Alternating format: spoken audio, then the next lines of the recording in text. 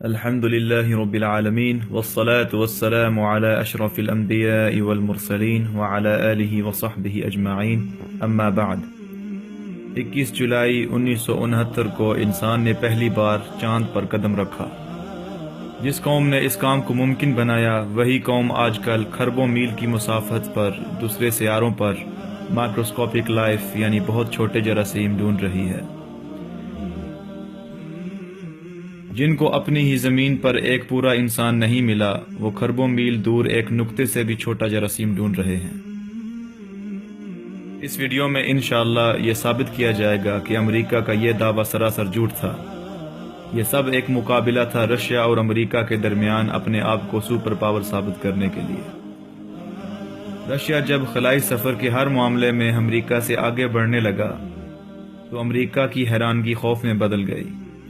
امریکہ نے جوابی کارروائی کرتے ہوئے یہ سارا ڈرامہ رچا کر اس مقابلے کو جیت لیا۔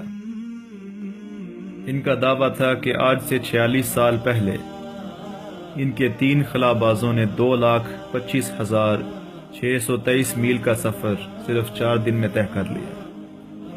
کہانی کے مطابق نیل آرمسٹرانگ پہلا وہ انسان ہے جس نے چاند پر قدم رکھا، اور اس کے بعد اس کے ساتھی ایڈون اولڈرن نے یہ اعزاز حاصل کیا۔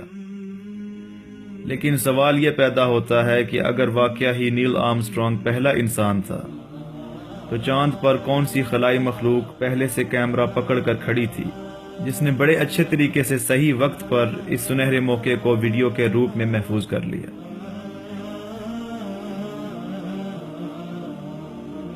بہرحال چاند پر ان دونوں نے گھوم پھر کر آخرکار امریکہ کا جھنڈا اس بناوٹی چاند کی سطح پر اگاڑ دیا، یہ دکھانے کے لیے کہ چاند بھی امریکہ کا ہے۔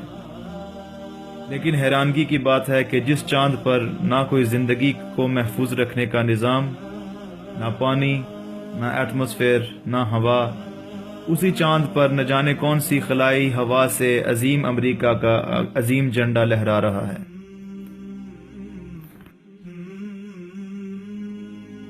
ہمارے ارد گرد ہوائیں اور مختلف گیسیں ہمارا ایٹماسفیئر کہلاتی ہیں۔ یہی ہمیں خلا کی سخت سردی اور دیگر خطرات سے محفوظ رکھتی ہیں، اور ساتھ ساتھ دن کے وقت سیاہ آسمان پر نیلے رنگ کا پردہ ڈال کر ہماری آنکھوں سے ستاروں کو چھپا دیتی ہیں۔ سائنس کہتی ہے چاند پر ایٹماسفیئر نہیں، سیاہ آسمان کے اوپر کوئی پردہ نہیں، لیکن آپ خود ملاحظہ فرمائیں کہ ستارہ ایک بھی نظر نہیں آ رہا کسی بھی سین میں۔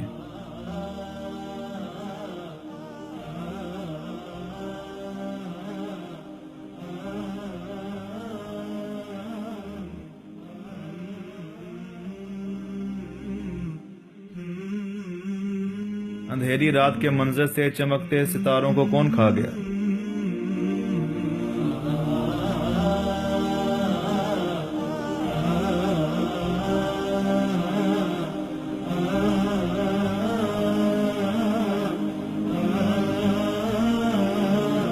جس پاک ذات نے اس ساری زمین کو تخلیق فرمایا، اسی پاک پروردگار نے اس پر روشنی گرانے کے لیے ایک لائٹ سورس یعنی کہ روشنی کا منبع تخلیق فرمایا، جسے ہم سورج یا شمس کہتے ہیں۔ یاد رہے کہ سورج ایک ہی ہے، اسی لیے ہر سائے کی سمت ایک طرف ہی ہوتی ہے۔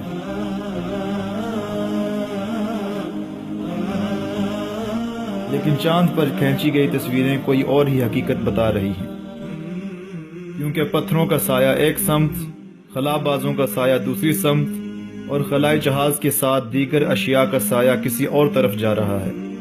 کیا چاند پر 3 یا 4 سورج گردش کر رہے ہیں؟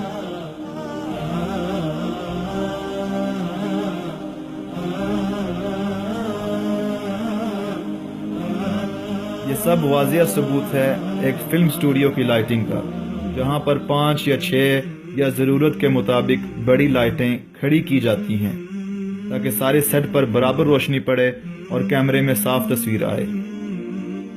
ناسا کی تفصیل کے مطابق چاند کی دوری کی وجہ سے خلا بازوں کے ساتھ گفتگو میں 12 سیکنڈ کا فرق تھا۔ زمین سے چاند تک سگنل کو 6 سیکنڈ اور پھر چاند سے واپس زمین تک سگنل کو دوبارہ 6 سیکنڈ لگتے تھے۔ اس کلپ میں کیمرہ زوم آؤٹ بھی کر رہا ہے اور خلائی جہاز کو اپنی نظر میں رکھنے کے لیے اوپر کی طرف اٹھ بھی رہا ہے۔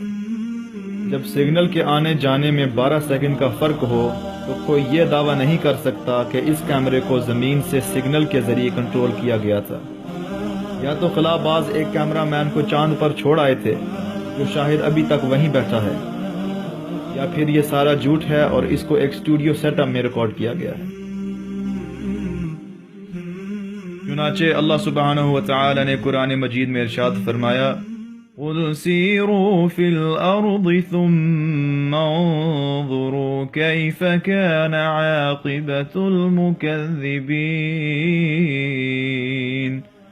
کہ زمین میں سیر کرو اور دیکھو کیا بنا ان کا جنہوں نے سچ کے بدلے جھوٹ کو اختیار کیا۔ زمین میں سیر کرو اور میری نشانیاں دیکھو، تاکہ پھر رب تم سے پوچھے فَبِأَيِّ آلَاءِ رَبِّكُمَا تُكَذِّبَانِ، تو تم اپنے پروردگار کی کون کون سی نعمتوں کو جھٹلاؤ گے۔